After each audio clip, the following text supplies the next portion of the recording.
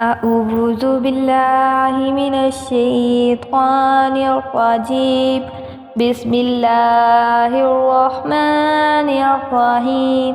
تمام دیکھنے اور سننے والوں کو السلام علیکم۔ آج میں لے کر آئی ہوں آپ کے لیے حضور اکرم صلی اللہ علیہ وسلم کا اس دار فانی سے رحلت فرمانے کے بعد حضرت بلال رضی اللہ عنہ کو صدمہ۔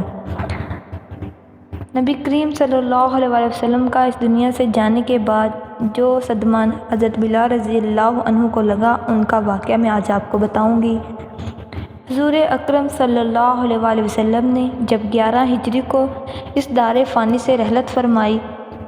تو ان کا اس دار فانی سے رحلت فرما جانا تمام مسلمانان عالم کے لیے بڑے دکھ اور صدمے کا باعث تھا۔ مسلمانوں نے بڑے دکھ اور افسوس کا اظہار کیا، مگر جب حضرت بلال رضی اللہ عنہ کے لیے یہ سب سے گرا صدمہ تھا، کیونکہ وہ حضور اکرم صلی اللہ علیہ وسلم کے پہلے مؤذن اور خادم بھی تھے۔ حضور اکرم صلی اللہ علیہ وسلم ان پر بڑے ہی متفق اور مہربان تھے۔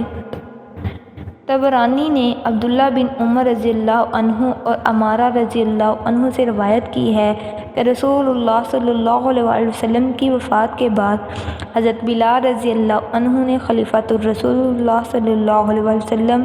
حضرت ابو بکر صدیق رضی اللہ عنہ کی خدمت میں حاضر ہو کر عرض کی، اے خلیفہ رسول اللہ صلی اللہ علیہ وسلم، میں نے اپنے آقا کو فرماتے سنا کہ مومنین کے لیے سب سے افضل عمل جہاد فی سبیل اللہ ہے، تو میرا ارادہ ہے کہ اب میں تادم مرگ جہاد فی سبیل اللہ میں مشغول رہوں۔ تو حضرت ابو بکر صدیق رضی اللہ عنہ نے فرمایا،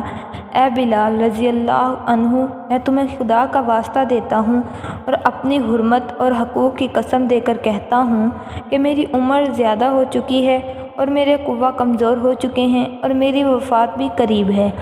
اس وقت تم مجھے چھوڑ کر نہ جاؤ۔